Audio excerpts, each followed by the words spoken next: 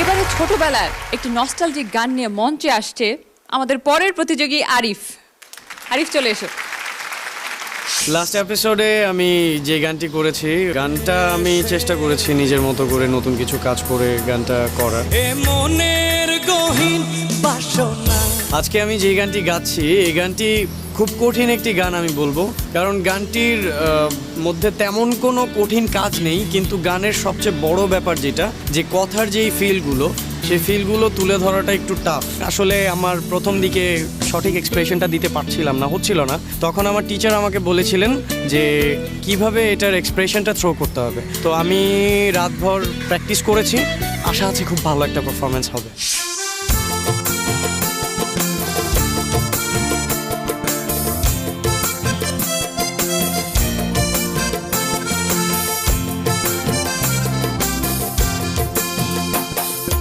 তোমার বাড়ির রঙের মেলায় দেখেছিলাম বায়োস্কোপ, বায়োস্কোপের নেশায় আমায় ছাড়ে না, বায়োস্কোপের নেশায় আমায় ছাড়ে না। চাইলে তোমার চাচার বাড়ি পায়ের দিকে পুকুর ঘাট, সেই ভাবনায় বয়স আমার বাড়ে না, সেই ভাবনায় বয়স আমার বাড়ে না।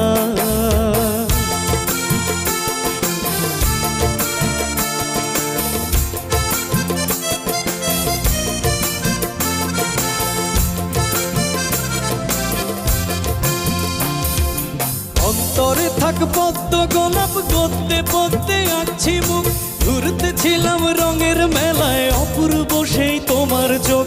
অন্তরে থাক পদ্ম গোলাপ, গদ্যে পদ্মে আঁকছি মুখ, ঘুরতেছিলাম রঙের মেলায় অপূর্ব সে তোমার চোখ। অমন পলক ফেলতে তো কেউ পারে না, অমন পলক ফেলতে তো কেউ পারে না। তোমার বাড়ির রঙের মেলায় দেখেছিলাম বায়োস্কোপ, বায়োস্কোপের নেশায় আমায় ছাড়ে না, বায়োস্কোপের নেশায় আমায় ছাড়ে না। যাইনে তোমার চাচার বাড়ি বাইরের দিকে পুকুর ঘাট, সেই ভাবনায় বয়স আমার বাড়ে না, সেই ভাবনায় বয়স আমার বাড়ে না।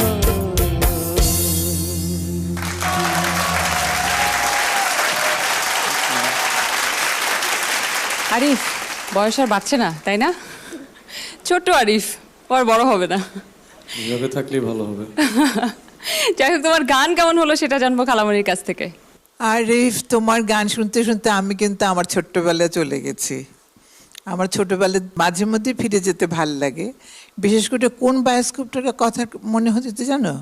ওই যে চোখে দুটো চোখ দিয়ে দেখে যে আর ভিতরে বেশ রং এর উপর, ওই বায়োস্কোপের কথা মনে হচ্ছে, আমার সিনেমার কথা মনে হচ্ছে না। ওই মনে হচ্ছে ওই দিনে ফিরে গেছে। খুব ভালো লাগলো, খুবই সুন্দর করে তুমি গেয়েছো। আর যে শব্দটার উপর তোমার ভয় ছিল, বাড়ে না কমে না হোয়াট এভার, ঠিকই বেড়েছে, ঠিকই কমেছে, ঠিকই হয়েছে, সুন্দর হয়েছে গা, খুব ভালো। Go ahead, be the best, be the best. Thank you so much.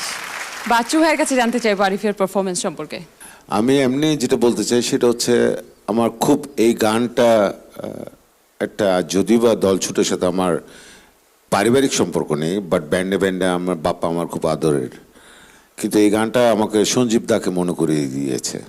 আমি খুব মিস করলাম সঞ্জীব দাকে। উনি যে কি মনের এক মানুষ ছিলেন, তোমার দেখার সৌভাগ্য হয়েছে কিনা আমি জানি না। এত চমৎকার যে উনি খালি গলায় গানটা গাইতেন, অদ্ভুত। আই স্যালুট হিম। উনি নেই আমাদের মাঝে, বাট সঞ্জীব দাকে আমি বাংলাদেশি আইডলের তরফ থেকে, তোমাদের সুপার 8 জনের তরফ থেকে আমি স্যালুট জানাচ্ছি। আমাকে বলতে হচ্ছে you are super. Thank you so much. এবার অ্যান্ড্রুদা, কেমন হলো আরিফের আজকে পারফরমেন্স? অন্যদিনের গলার কন্ডিশন তোমার যা ছিল, আজকের কন্ডিশন সেটা নেই। এবং তোমার সবচেয়ে ভালো লেগেছে যেটা, যে অ্যাকচুয়ালি যে গান করবে সে গানের আদলে চলে যেতে হয়। তুমি যেটা যেতে পেরেছো, তুমি যেটা ঘুরলে স্টেজের মধ্যে, সেটা বাংলা কায়দায় ঘুরলে, ওয়েস্টার্ন কায়দায় না। Thank you sir. এখন তুমি যদি এই মুদ্রাটা যদি একটা খুব মডার্ন গানের মধ্যে দাও, তার কিন্তু কন্ট্রাস্ট হয়ে যাবে। মডার্ন গানের সময় মডার্ন ওই ওয়েস্টার্ন মুদ্রা দেবে, এবং যখন ইস্টার্ন গান গাইতে ইস্টার্ন মুদ্রা দেবে। আন্ডারটুন ইজ গুড, কিন্তু আজকে গলাটা একটু ধরা ছিল। তো ভালো, খুব ভালো গেয়েছো। Thank you sir. Thank you. Thank you. Mehrin আপার কাছে কেমন লাগলো আরিফের পারফরমেন্স? তোমার গানটা সেরকম ছিল যে শুনে বাস মুগ্ধ হয়েছি। আর সঞ্জীবদার ইনোসেন্স, সঞ্জীবদার কণ্ঠের যে একটা ইনোসেন্স, মানে কেমন সাদা মানুষের ভাব, সেটা খুব মনে হয়েছে। Thank you so much. Thank you ma'am. Thank you so much. Arif, সবার কাছ থেকে তো জেনেছি তাদের সেলিব্রেশন, এবং তোমার জীবনের সবচেয়ে বড় সেলিব্রেশন কি ছিল? 2011-এর পহেলা বৈশাখটা আমার জন্য অনেক মজার ছিল।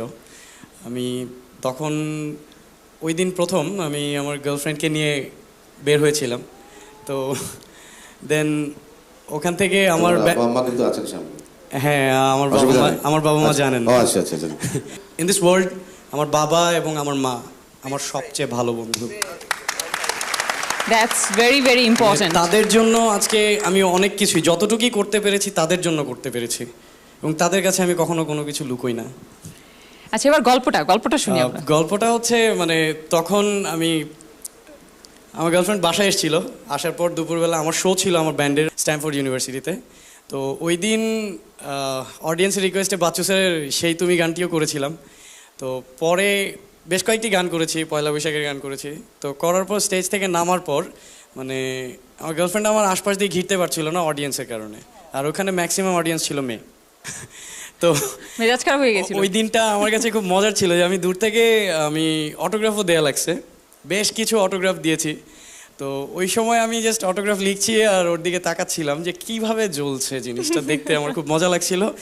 আর দেন এরপরে আমি তাকে অনেকবার বলেছি যে চলো আমার ব্যান্ডের শো আছে, তো সে আর কখনোই আমার সাথে আমার কোনো ব্যান্ডের শোতে যায়নি। এই ছিল।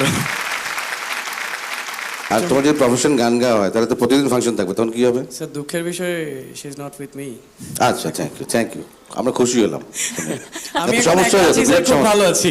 না, বিরাট সমস্যা হয়ে যেত সামনে, কারণ প্রতিদিন গান গাইতে যাচ্ছ, প্রতিদিন ফাংশনে যাচ্ছ, আর প্রতিদিন বহু দুঃখ পাচ্ছে, কষ্ট পাচ্ছে, এটা তো বহু চলবে না। দগ্ধ হয়ে যেত একদম। সেই জন্যই স্যার এখন ভালো আছি, একা আছি।